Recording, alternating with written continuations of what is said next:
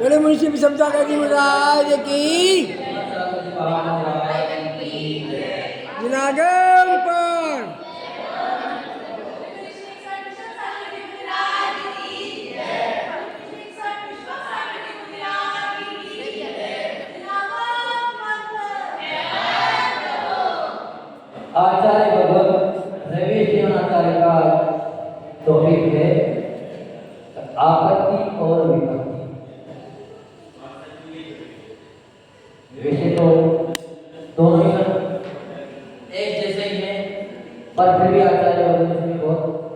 बड़ा अंतर बता रहे हैं।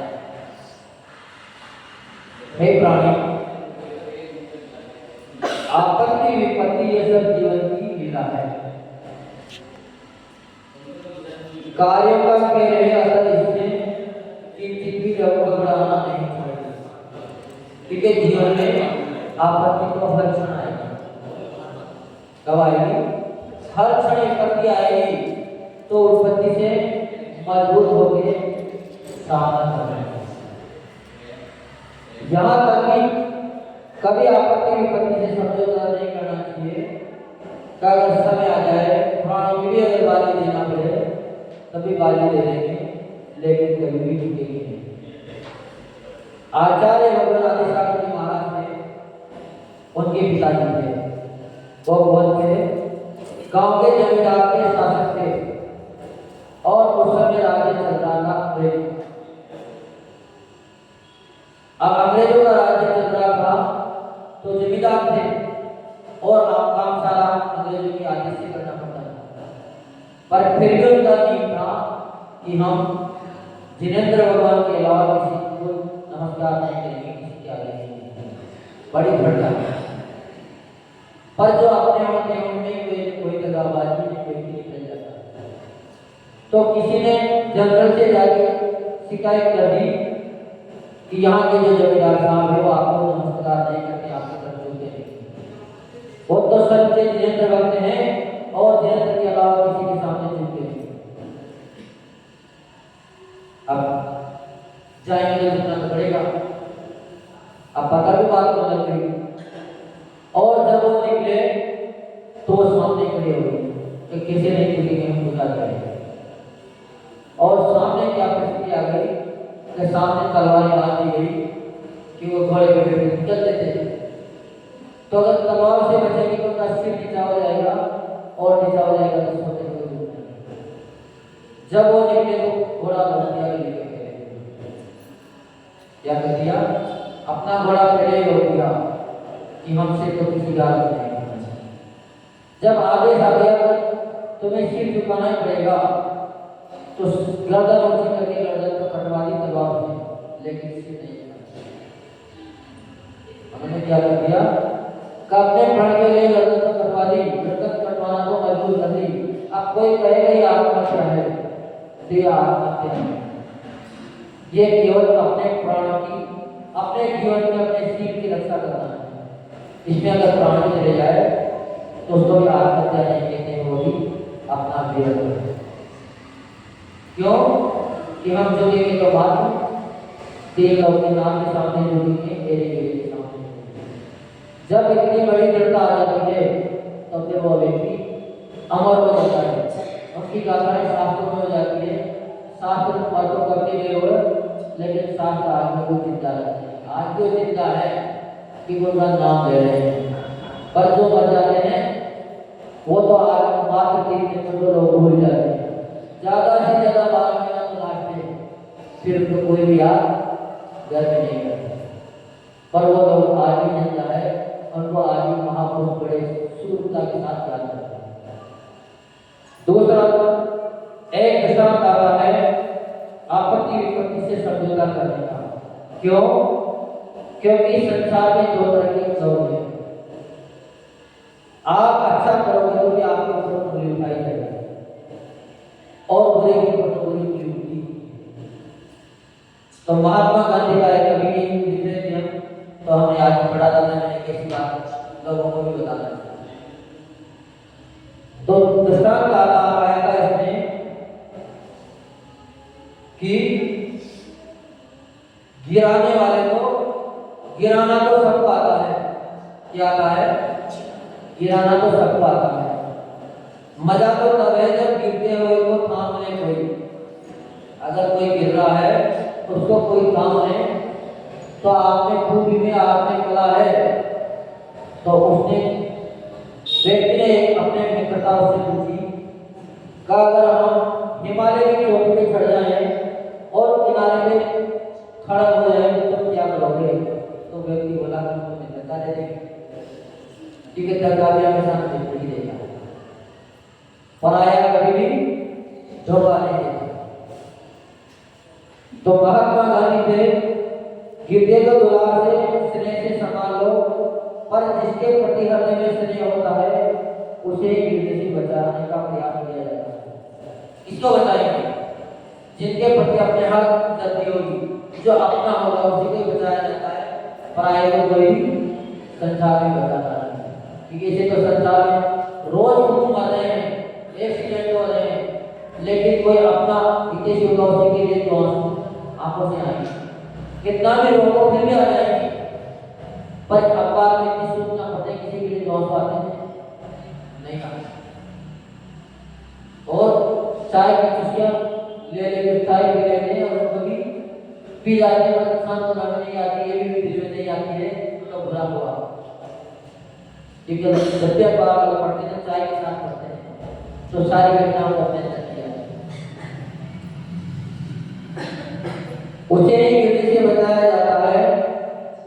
दूसरे को गिराना बहुत सरल है, उसे हर दिन में सांस देना बहुत बड़ी बात है। किसी को गिराना तो कोई ज्यादा बड़ी बात नहीं। हम आपके सामने यहाँ आए हैं, हो सकती है तो हम भी इंसान, कोई भगवान समझ नहीं गए, कुछ न कुछ गलतियां से हो सकती है, कुछ कारण से हो सकती है, कुछ भूल से हो सकती है, कुछ मजबूरी से हो सकती है, या कुछ परिस्थिति हो सकती है। तो पहला कर्तव्य आपका क्या है? कल हमने गलती करी तो हम मुझसे पूछो, कब महाराज जी ऐसी बात सुनाई क्या गई, क्या ऐसी बात है क्या, या ये आपने गलती की किस कारण से बताया, आपको इससे भी मान करते हो, फिर आपने गलती क्यों कर दी, तो आपका फर्ज क्या है? हमसे पूछिए। फिर हम आपको सलाह ना माने, फिर आप गलत कदम उठाओ, फिर डरते हो, लेकिन पहले आप करने दे सकते। क्योंकि कपड़े पहनाना तो बहुत सरल बात है, हर कोई पहना सकता है, लेकिन कपड़े उतारना हर किसी के बस की बात है। एक अगर 3 साल का बच्चा भी है और वो कभी बात आ जाता है हमारे पास में, कभी खींच देते हैं इसे पैंट, तो तुरंत दोनों आपस में पड़ देता है, पर इसे पैंट तो कपड़े पहनाना बड़ा सरल काम है, कपड़ा उतारना बहुत कठिन काम है।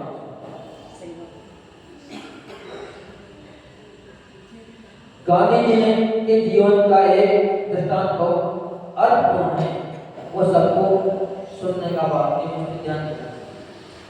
गांधी जी ने अपने आश्रम में किसी शराबी को शरण दे दी, इसको दे दी, एक शराबी को शरण दे दी। आश्रम में साथी और सहयोगियों में मनगणना होने लगी कि होगी उन्हें यह सोचने नहीं लगा कि हर आदमी को हर चीज सोचने नहीं लगता। गांधी जी के आश्रम में शराबी रहे, ये किसी को भी पसंद नहीं है। सभी मिलकर गांधी जी के पास गए, उन्होंने कहा बापू इससे तो आश्रम बदनाम हो जाएगा। क्या हो जाएगा? आश्रम बदनाम हो जाएगा। सभी ये कहने की गांधी जी तब शराबियों को भी रखने लग गए। पर गांधी जी ने उसका क्या चिंतन योग्य उत्तर दिया? तो गांधी जी बोले कम मरीज डॉक्टर के पास नहीं आएगा तो कहाँ जाएगा? अगर हम गिरगियों को शरण न देंगे तो फिर वो अपना जीवन कहाँ बिताएगा? तो ये भी सोचना जरूरी है कि उन्होंने शराबी को शरण क्यों दी। अगर वो शराबी को शरण ना देते तो हो सकता था वो आगे बढ़ने लगे। आज तो शराबी है, कल उसे भी ज्यादा स्थिति होती है। पर जो धर्म के शरण में आ जाता है वो फिर कभी भी शराबी नहीं देगा, वो फिर वहाँ आते माहौल को देख कर शराबी को छोड़ देगा। तो ये भी कर्तव्य होना चाहिए। अगर कोई परिस्थिति आ गई और किसी ने किसी को शरण दे दी, अपने पास रख लिया, तो पहले उसकी पसंद से उठाने के पहले मंत्रणा करनी चाहिए कि यह आपने कदम क्यों उठा लिया, फिर उसके ऊपर पसंद से उठाना। क्यों कि यही घटना एक खजुराहो में घटी।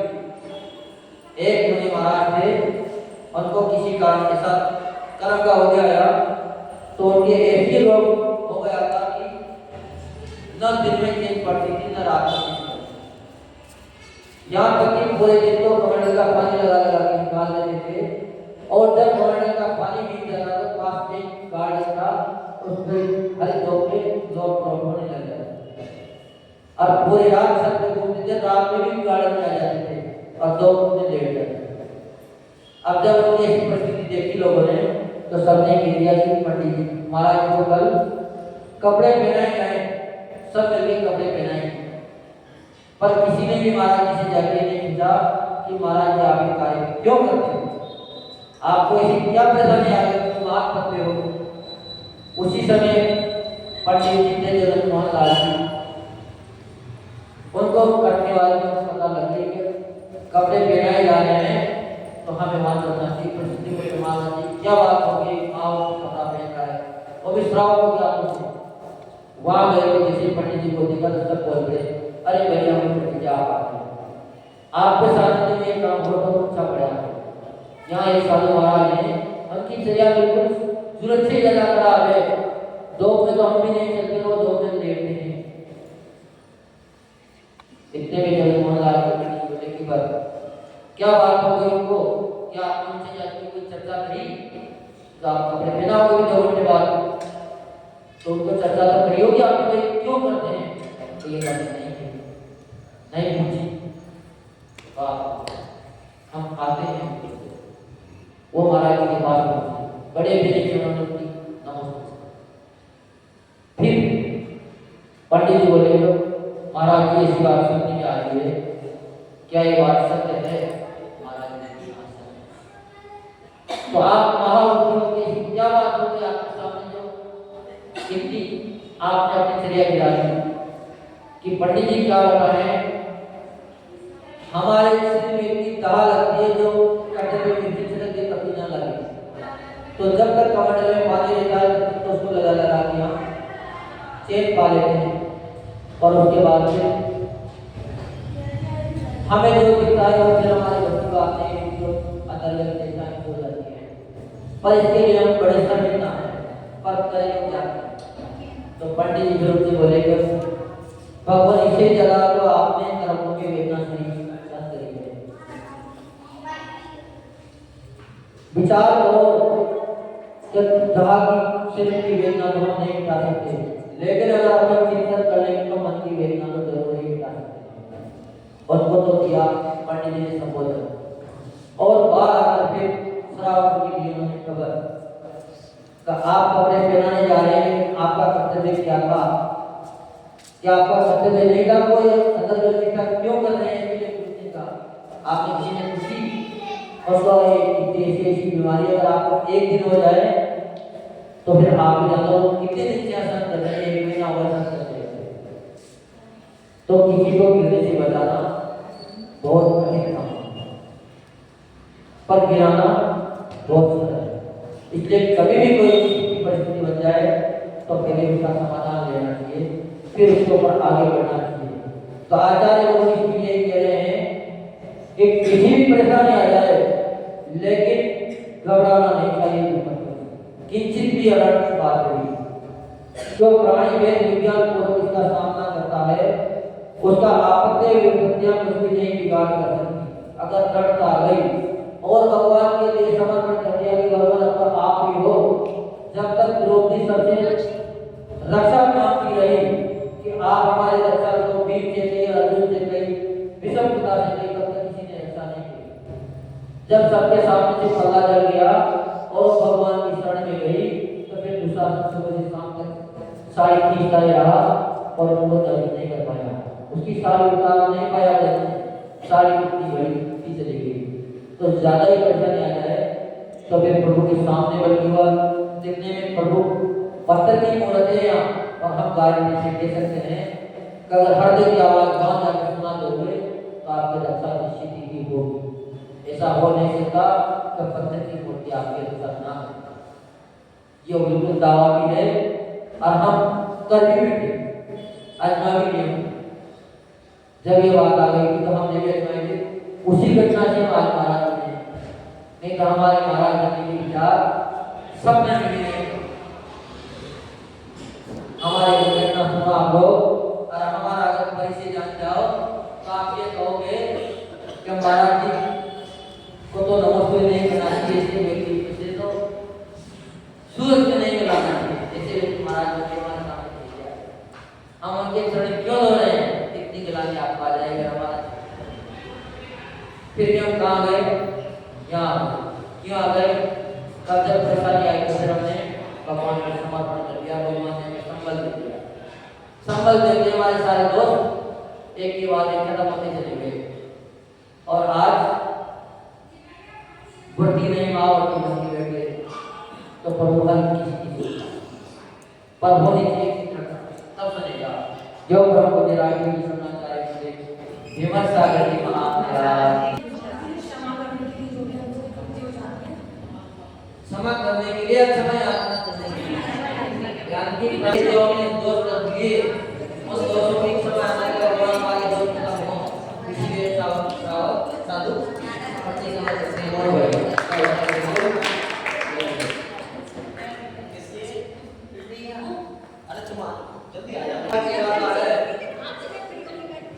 सुनो सम्यक शास्त्रों को पढ़ना क्या कहलाता है?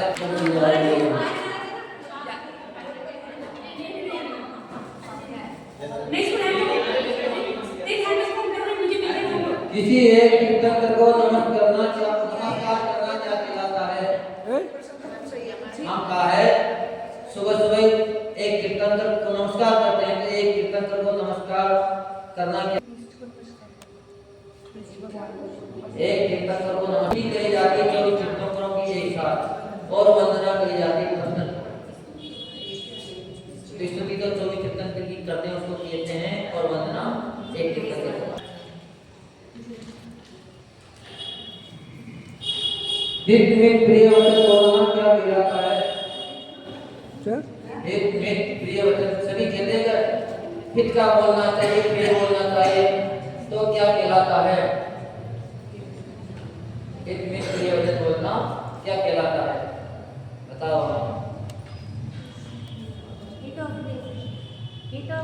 बैठ जाइए आप बताइए।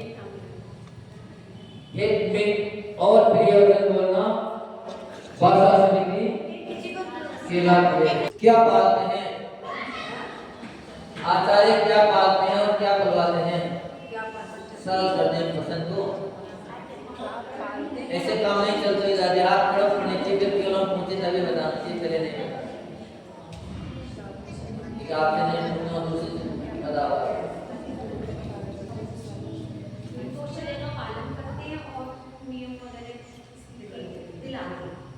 अभी कुछ कमी है तो सर उसकी लाइन है लेकिन ये तो हम भी करते हैं, हम भी पालते हैं पर आचार्य क्या पालते हैं और क्या करवाते हैं और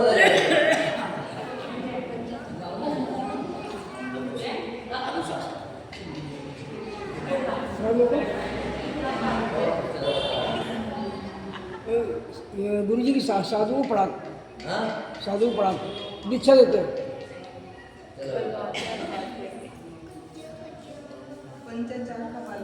आचार्य एवं पंचाचार का पालन करते हैं और शिष्यों से करवाते हैं। जो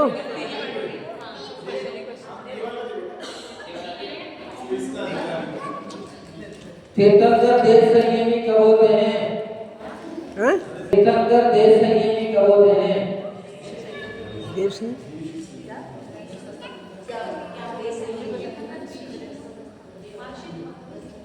तीर्थंकर देश संयमी कब होते हैं? देश संयमी देश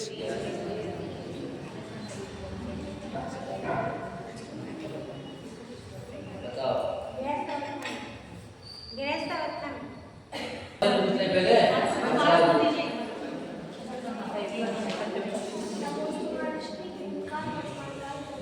बहुत बहुत